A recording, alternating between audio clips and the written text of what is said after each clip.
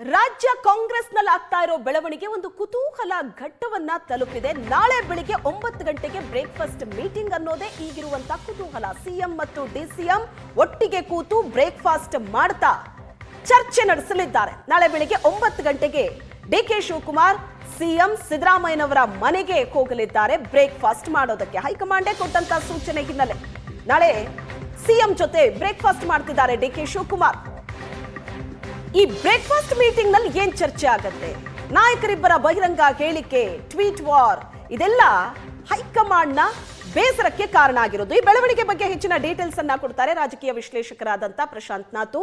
ನೇರ ಸಂಪರ್ಕದಲ್ಲಿ ಜಾಯ್ನ್ ಆಗಿದ್ದಾರೆ. ಪ್ರಶಾಂತ್, ಇದು ಬಹಳ ಇಂಟ್ರೆಸ್ಟಿಂಗ್ ಘಟ್ಟ ತಲುಪಿದೆ ರಾಜ್ಯ ಕಾಂಗ್ರೆಸ್ಸಿನ ಈ ಬೆಳವಣಿಗೆ ಅಂತ ಅನ್ಸುತ್ತಾ? ಕೂತ್ ಮಾತಾಡಿದ್ರೆ ದೇಶದ ನಡುವಿನ ಸಮಸ್ಯೆನೇ ಬಗ್ಗೆ ಹರಿಯುತ್ತೆ. ಇನ್ನ ಸಿಎಂ ಡಿಸಿಎಂ ನಡುವಿನ ಸಮಸ್ಯೆ ಶ್ವೇತಾ ನೋಡಿ, ಯಾವುದೇ ಒಂದು ರಾಷ್ಟ್ರೀಯ ಪಾರ್ಟಿಯಲ್ಲಿ ಇದೊಂದು ಅನ್ಯೂಸುವಲ್ ಆಗಿರ್ತಕ್ಕಂಥ ಬೆಳವಣಿಗೆ. ಯಾಕಂದರೆ ರಾಷ್ಟ್ರೀಯ ಪಾರ್ಟಿಯಲ್ಲಿ ಜಗಳ ನಡೆದ್ರೆ ನೀವು ದಿಲ್ಲಿಗೆ ಬನ್ನಿ ಅಂತ ಹೇಳ್ತಾರೆ. ಆದರೆ ಇಲ್ಲಿ ನೋಡ್ಲಾಗ್ತಾ ಇದೆ, ಮುಖ್ಯಮಂತ್ರಿ ಉಪಮುಖ್ಯಮಂತ್ರಿಗಳಿಗೆ ಹೈಕಮಾಂಡ್ನಿಂದ ಕೆ.ಸಿ. ವೇಣುಗೋಪಾಲ್ ಕಾಲ್ ಮಾಡಿ ನೀವಿಬ್ಬರೂ ಸೇರಿ ಚರ್ಚೆಯನ್ನು ನಡೆಸಿ ಅಂತಕ್ಕಂಥದ್ದನ್ನು ಮಾತ್ರ ಕೆ.ಸಿ. ವೇಣುಗೋಪಾಲ್ ಹೈಕಮಾಂಡ್ ಕಡೆಯಿಂದ ಕಮ್ಯುನಿಕೇಟ್ ಮಾಡಿದ್ದಾರೆ. ನಿನ್ನೆ ಕೂಡ ಮಲ್ಲಿಕಾರ್ಜುನ್ ಖರ್ಗೆ, ರಾಹುಲ್ ಗಾಂಧಿ ಅವರು ಇರ್ತಕ್ಕಂಥ ಸಭೆಯಲ್ಲಿ ಯಾವುದೇ ಚರ್ಚೆ ಆಗಿರಲಿಲ್ಲ. ಇವತ್ತೂ ಕೂಡ ಯಾವುದೇ ಸ್ಟ್ರಕ್ಚರ್ಡ್ ಮೀಟಿಂಗ್ ನಡೆದಿಲ್ಲ.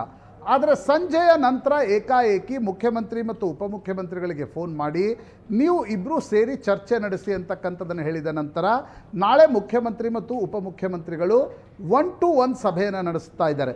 ಯಾವುದೇ ಕಾರಣಕ್ಕೂ ನೋಡಿ, ಈ ಸಮಸ್ಯೆ ಮುಖ್ಯಮಂತ್ರಿ ಉಪಮುಖ್ಯಮಂತ್ರಿಗಳ ಮಾತುಕತೆಯಿಂದ ಬಗೆಹರಿಯಲ್ಲ. ಅಂತಿಮವಾಗಿ ಹೈಕಮಾಂಡ್ ಸಂಧಾನ ಮಾಡಬೇಕಾಗತ್ತೆ. ಎರಡು ಸಾಧ್ಯತೆಗಳು ಸ್ಪಷ್ಟವಾಗಿ ಕಾಣ್ತಾ ಇವೆ.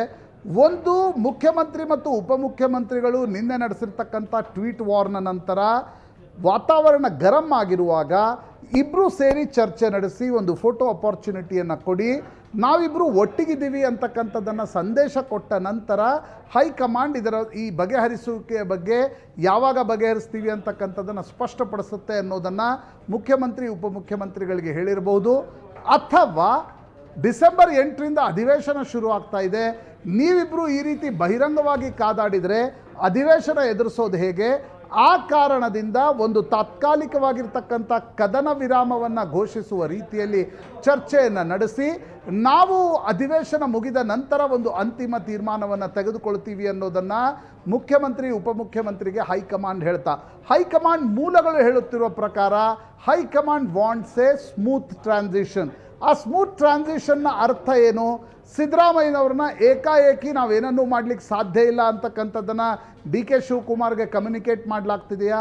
ಆ ಸ್ಮೂತ್ ಟ್ರಾನ್ಸಿಷನ್ನ ಅರ್ಥ ಅಧಿವೇಶನ ಮುಗಿದ ನಂತರ ಮಾತು ಕೊಟ್ಟಂತೆ ಸಿದ್ದರಾಮಯ್ಯನವರನ್ನು ಸತತ ಮನವೊಲಿಸಿ ಗಾಂಧಿ ಕುಟುಂಬ ಚರ್ಚೆ ಸಿದ್ದರಾಮಯ್ಯನವ್ರ ಜೊತೆ ಮಾಡಿದ ನಂತರ ಸಿದ್ದರಾಮಯ್ಯನವ್ರನ್ನ ನಾವು ಕನ್ವಿನ್ಸ್ ಮಾಡ್ತೀವಿ, ಆಗ ನೀವು ಮುಖ್ಯಮಂತ್ರಿ ಆಗಿ ಅಂತಕ್ಕಂಥದ್ದನ್ನು ಡಿ ಕೆ ಶಿವಕುಮಾರ್ಗೆ ಹೇಳಲಾಗ್ತಿದೆಯಾ?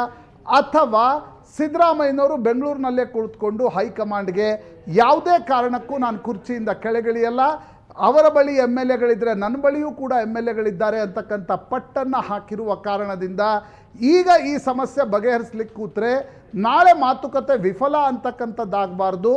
ಸಮಸ್ಯೆ ಬಗೆಹರಿಯುವ ಮುಂಚೆ ಬ್ಯಾಕ್ ಚಾನಲ್ ಟಾಕ್ಸ್ಗಳನ್ನು ಮಾಡಬೇಕು. ಅದಕ್ಕಿಂತ ಮುಂಚೆ ನೀವು ಒಂದು ಫೋಟೋ ಅಪಾರ್ಚುನಿಟಿಯ ಭಾಗವಾಗಿ ಒಂದು ಸಭೆಯನ್ನು ನಡೆಸಿ ಅಂತಕ್ಕಂಥದ್ದನ್ನು ಹೈಕಮಾಂಡ್ ಹೇಳಿದೆಯಾ? ಈ ಎಲ್ಲ ಸಾಧ್ಯತೆಗಳು ಸ್ಪಷ್ಟವಾಗಿ ಗೋಚರಿಸ್ತಾ ಇವೆ. ಆದರೆ ದಿಲ್ಲಿಯಿಂದ ಬರ್ತಾ ಇರತಕ್ಕಂಥ ಮಾಹಿತಿಗಳ ಪ್ರಕಾರ still high command has not taken any decision. ಬಹುತೇಕ ಶನಿವಾರ ರವಿವಾರ ಕೂಡ ಯಾವುದೇ ಮಹತ್ವದ ಸಭೆ ದಿಲ್ಲಿಯಲ್ಲಿ ನಡೆಯುವ ಸಾಧ್ಯತೆಗಳು ಕಡಿಮೆ. ಬ್ರೇಕ್ಫಾಸ್ಟ್ ಮೀಟಿಂಗ್ ಮಾಡಿ ನಂತರ ಮುಂದೆ ದಿಲ್ಲಿಯಲ್ಲಿ ಈಗ ಕರೆಸೋದು, ಅಧಿವೇಶನದ ನಂತರ ಕರೆಸೋದು. ಯಾಕಂದರೆ ಕೆ.ಸಿ. ವೇಣುಗೋಪಾಲ್ ತ್ರಿವೇಂದ್ರಂನಲ್ಲಿದ್ದಾರೆ. ಗಾಂಧಿ ಕುಟುಂಬ ಯೂಶುವಲಿ ಶನಿವಾರ ಅಥವಾ ರವಿವಾರ ಯಾರಿಗೂ ಅಪಾಯಿಂಟ್ಮೆಂಟ್ಗಳನ್ನು ಕೊಡೋಲ್ಲ. ಇನ್ನೊಂದು ಕಡೆ ರಣದೀಪ್ ಸಿಂಗ್ ಸುರ್ಜೇವಾಲಾ ಕಳೆದ 10 ದಿನದಿಂದ ಯಾರಿಗೂ ಅಪಾಯಿಂಟ್ಮೆಂಟನ್ನು ಕೊಡ್ತಾ ಇಲ್ಲ. ಮಲ್ಲಿಕಾರ್ಜುನ್ ಖರ್ಗೆ ಅವರು ಮಾತ್ರ ದಿಲ್ಲಿಯಲ್ಲಿದ್ದಾರೆ.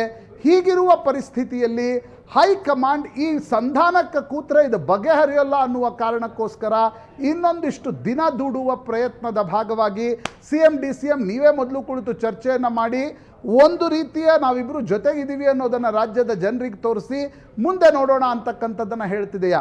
ಈ ಎಲ್ಲ ಸಾಧ್ಯತೆಗಳು ಸ್ಪಷ್ಟವಾಗಿ ಕಾಣ್ತಾ ಇವೆ. ಹಾರ್ಸಸ್ ಮೌತ್ಗಳು ಶ್ವೇತಾ ಇನ್ನೂವರೆಗೂ ಏನನ್ನೂ ಮಾತಾಡ್ತಾ ಇಲ್ಲ. ಇದನ್ನು ನೋಡಿದರೆ ನಾಳೆ ಬ್ರೇಕ್ಫಾಸ್ಟ್ ಮೀಟಿಂಗ್ ಮುಗಿದ ನಂತರ ಇಬ್ಬರು ನಾಯಕರು ಏನು ಮಾತಾಡ್ತಾರೆ?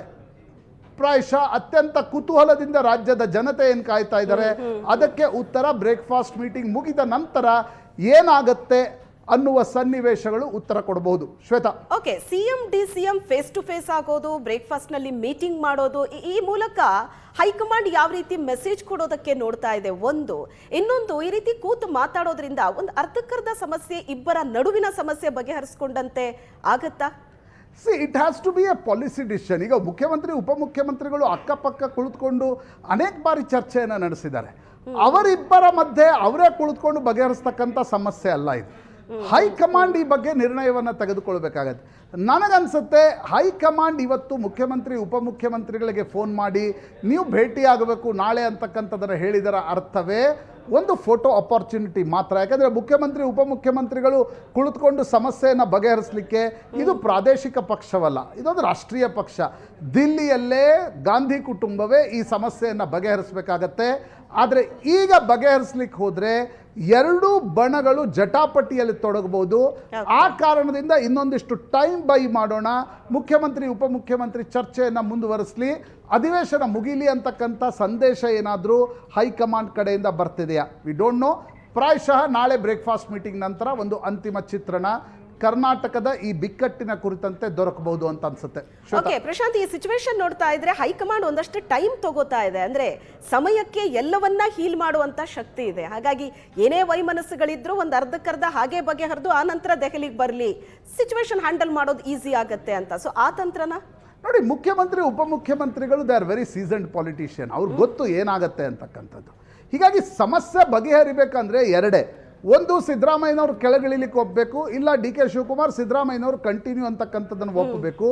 ಇಲ್ಲಾದರೆ ಮಧ್ಯಮ ಮಾರ್ಗದ ಭಾಗವಾಗಿ ಜನವರಿಯೋ ಫೆಬ್ರವರಿಯೋ ಮೇವರೆಗೂ ಈ ಸಮಸ್ಯೆಯನ್ನು ಬಗೆಹರಿಸ್ತೀವಿ ಅಂತಕ್ಕಂಥದ್ದನ್ನು ಹೈಕಮಾಂಡ್ ಹೇಳಬೇಕು.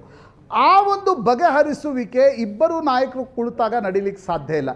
ಹೀಗಾಗಿ ಅನ್ಸುತ್ತೆ ನಾಳೆಯ ಸಭೆ ಒಂದು ಟ್ರೂಸ್ ಅಂತ ಕರೀತಾರೆ, ಒಂದು ಕದನ ವಿರಾಮದ ಘೋಷಣೆ ಮಾಡಿ ಅಂತಕ್ಕಂಥದ್ದನ್ನು ಹೈಕಮಾಂಡ್ ಹೇಳಿ ಅಧಿವೇಶನ ಮುಗಿದ ನಂತರ ನೋಡಬೇಕು ಅಂತಕ್ಕಂಥದ್ದು ಹೇಳ್ತಿದೆಯಾ, ಅಥವಾ ಹೈಕಮಾಂಡ್ಗೆ ಇಬ್ಬರನ್ನೂ ಕೂಡ ಕೂಡಿಸಿ ಬಗೆಹರಿಸ್ತೀವಿ ಅಂತಕ್ಕಂಥ ಕಾನ್ಫಿಡೆನ್ಸ್ ಇನ್ನೂ ಬಂದಿಲ್ವಾ?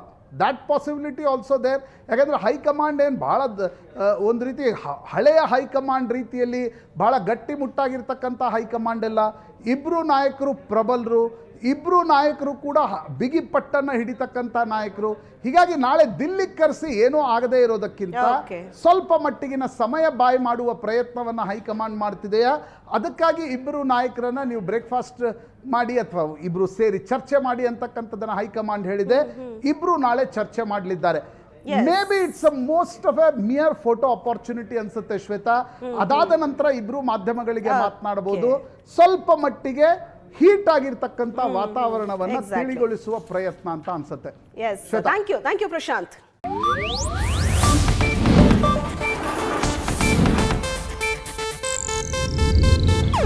ಇದು ಏಷ್ಯಾನೆಟ್ ನ್ಯೂಸ್ ನೆಟ್ವರ್ಕ್ ಪ್ರಸ್ತುತಿ.